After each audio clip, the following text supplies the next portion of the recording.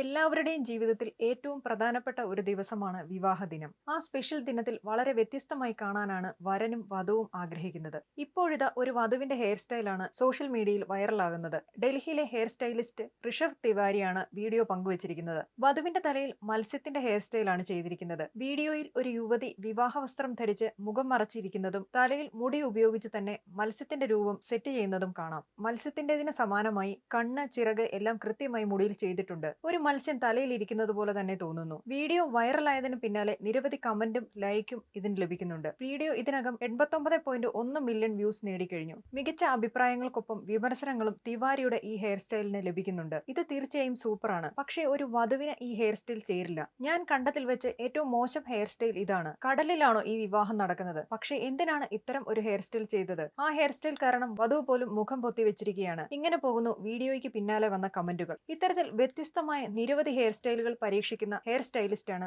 ഋഷഭ് തിവാരി. അദ്ദേഹത്തിന്റെ ഇൻസ്റ്റഗ്രാം പേജിൽ ഇതുപോലുള്ള നിരവധി വീഡിയോകൾ പങ്കുവയ്ക്കാറുമുണ്ട്.